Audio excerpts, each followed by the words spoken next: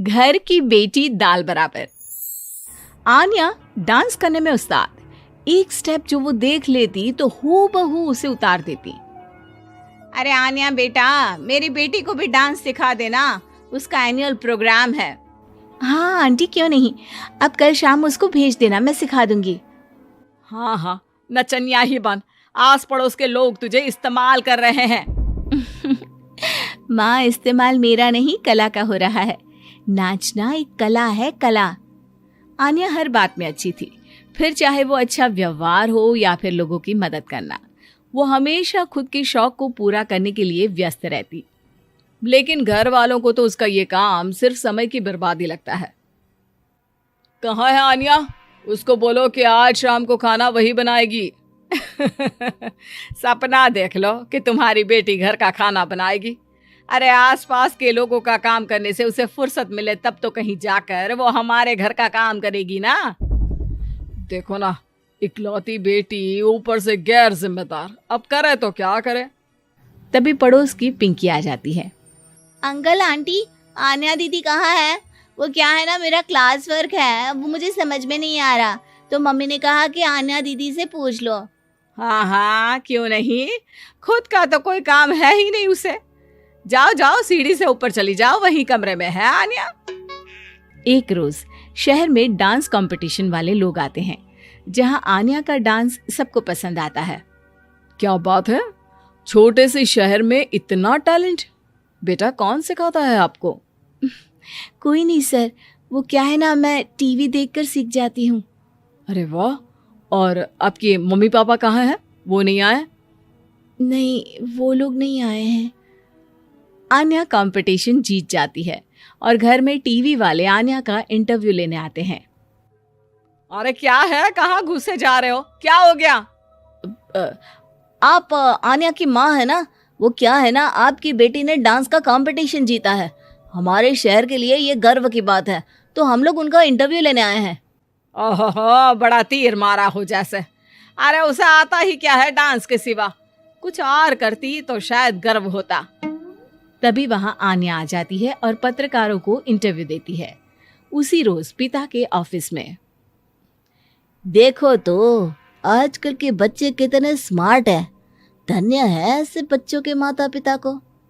और किस्मत वाले होते हैं ऐसे माता पिता, वरना मेरी बेटी तो किसी काम की नहीं, सारा दिन बस नाच गाने में ही दिमाग लगाती रहती है।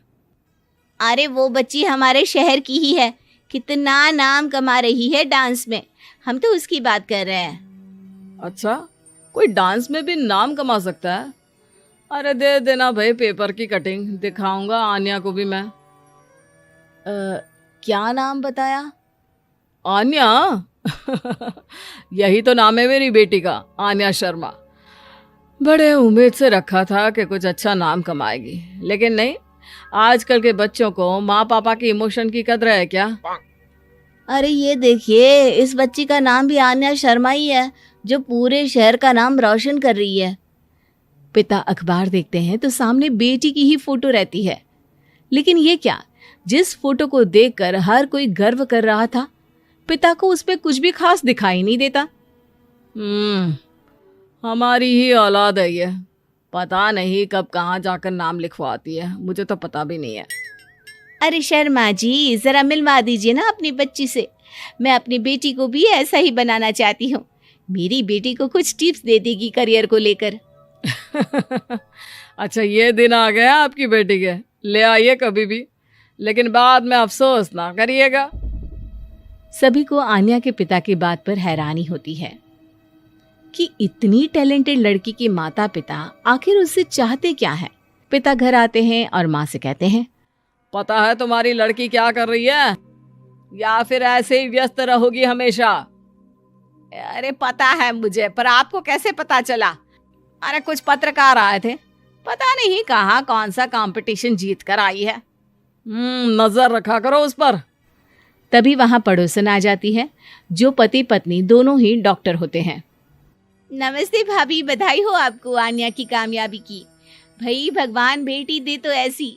कहाँ है वो? सच में आपको ऐसा लगता है कि भगवान ऐसी बेटी दे? तो ले जाइए ना अपने साथ, रखिए 2-4 दिन, खुद ही पता चल जाएगा। और नहीं तो क्या, सारा दिन करती क्या है, कहाँ रहती है, हमें तो कुछ पता नहीं होता, ना बताती है ना पूछती है।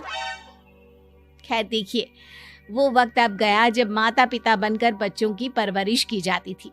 अब तो बच्चों को साथ बिठाकर बात करना जरूरी है। वो क्या कहते हैं, बच्चे के दोस्त बने। तो क्या आप दोनों अपनी बेटी के दोस्त हैं? हाँ, बस अब यही बाकी रह गया था। खैर बताइए, क्या काम है आपको? वो क्या है ना, मैं और मेरे पति दोनों को ही इमरजेंसी कॉल आ गई है अस्पताल से। मेरी बेटी आन्या की अच्छी दोस्त है, तो मैं क्या उसे आन्या के पास छोड़ दूं अगर वो फ्री है तो? माँ कुछ बोलती उतने में ही आन्या आ जाती है। वाह आंटी, क्यों नहीं, मैं फ्री ही हूँ, आप निश्चिंत रहिए, मैं उसका पूरा ख्याल रखूंगी। थैंक्स बेटा। वो अपनी बेटी उनके घर छोड़ जाती है, जो आन्या की उम्र की ही होती है। ये क्या मजाक है आन्या? हम लोगों को सोना भी होता है और हर घर का अपना कायदा होता है। मुझे बिल्कुल पसंद नहीं है कि तुम किसी को भी घर में घुसा लो। धीरे बोलिए पापा, कैसी बात कर रहे हैं? अंकल आंटी डॉक्टर है, पता है ना डॉक्टर का फर्ज क्या होता है। अगर वो किसी की जिंदगी बचा रहे हैं तो क्या हमारा फर्ज नहीं बनता कि हम भी उनकी किसी न किसी तरह से मदद करें? आपको तो पता है घर पर अकेले रहना कितना अनसेफ है। हाँ, तो दुनिया को सेफ करने का जिम्मा तू नहीं ले रखा है? अरे बहुत महंगे अस्पताल के डॉक्टर हैं वो लोग, खूब पैसा मिलता होगा, लेकिन ये नहीं कि मेड रख ले। क्या कहती आन्या, कैसे माँ पिता को समझाती कि किसी की मदद करना कोई बुरी बात नहीं है। खैर कुछ महीनों बाद आधी रात को माँ जोर जोर से चिल्लाकर आन्या के कमरे में जाती है। बेटा बेटा आन्या, पापा के सीने में दर्द हो रहा है, बेटा कुछ कर। हाँ माँ, मैं डॉक्टर को फोन करती हूँ। आन्या डॉक्टर को फोन करती है, लेकिन माँ डॉक्टर को तो आने में काफी वक्त लग जाएगा, मैं पिंकी के पापा को बुला लाऊं? अरे वो नहीं आएंगे बेटा, वो लोग बहुत बड़े डॉक्टर हैं और हम लोगों के पास इतने पैसे भी नहीं है।